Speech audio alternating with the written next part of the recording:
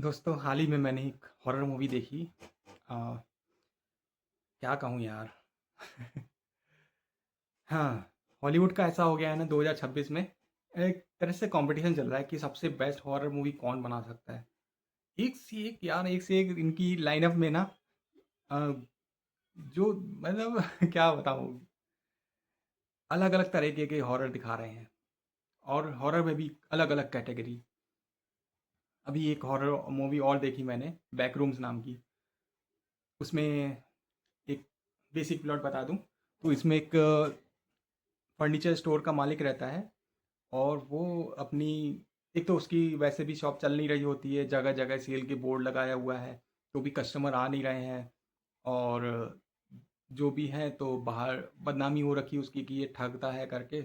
और उसके जो वायरिंग है स्टोर की, जैसे कि लाइटिंग है जो फ्लिकर करती है बार बार, तो उससे परेशान अलग है वो। और इलेक्ट्रिशियन को बुलाया हुआ है तो उसको भी समझ नहीं आ रहा है। फिर उसको अचानक से एक पोर्टल टाइप का मिलता है।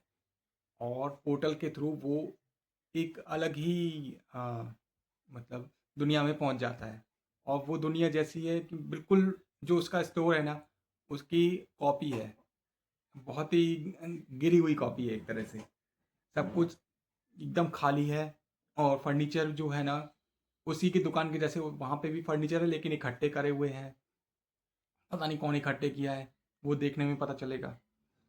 और मतलब ना वो जो एक मतलब रूम ही रूम है उस जगह पे। और वो स्पेस इतना है ना, अनलिमिटेड है, जितना तुम आगे बढ़ते जाओगे उतना और वो खुलता जाएगा। बहुत ही यूनिक कॉन्सेप्ट है। इस पे एक सीरीज डली हुई है और यूट्यूब में ही डली हुई है, बैकरूम्स नाम की। तो शायद उस पे इंस्पायर होके वही उसी यूट्यूबर ने बनाई है।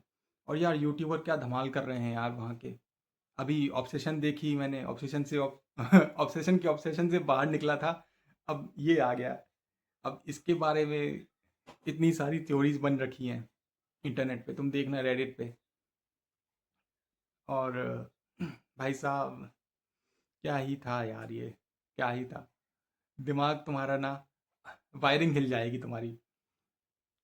इसमें एक तरह का ना ये एटमॉस्फेरिक है, हॉरर है।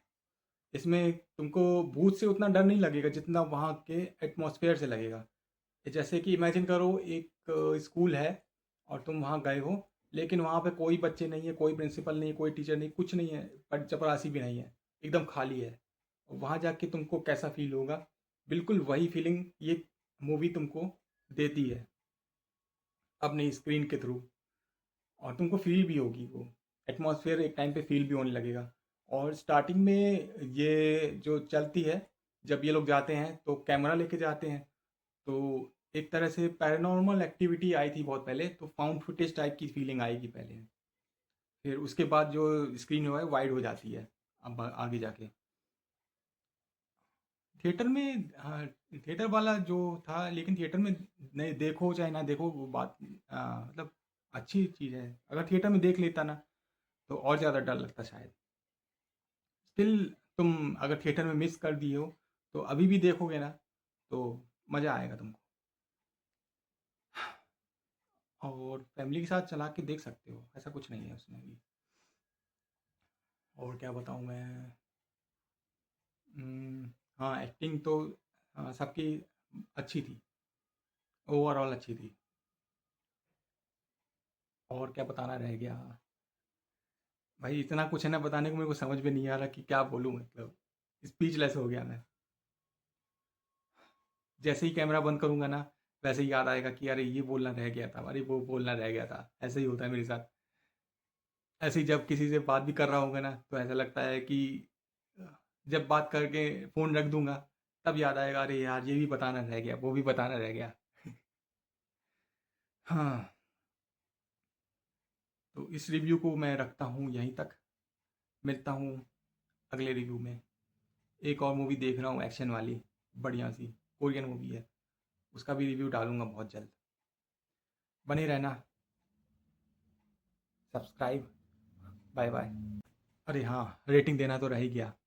इस मूवी को मैं रेट करूँगा अपना, भाई 8 ऑफ 10, क्योंकि बीच बीच में ना थोड़ा सा फील हो रही थी उसकी लेंथ, जब कॉन्वर्जेशन होने लगती है उसकी और साइकोलॉजिस्ट के बीच, तो और बीच बीच में और कन्वर्जेशन होती हैं जब वो बैकरूम में नहीं होता है, तो शायद तुम लोग को फील ना हो, मुझे हो रही थी। बार बार मैं चेक कर रहा था और कितनी बची और कितनी बची है। एक तो मैं रात में देखता हूँ हॉरर मूवी जितनी भी है, तो नींद भी आने लग जाती है तब, ये भी हो सकता है। इसलिए मैं रेट करूँगा 8 ऑफ 10 आउट ऑफ 10, हाँ, मेरे एक्सपीरियंस के हिसाब से।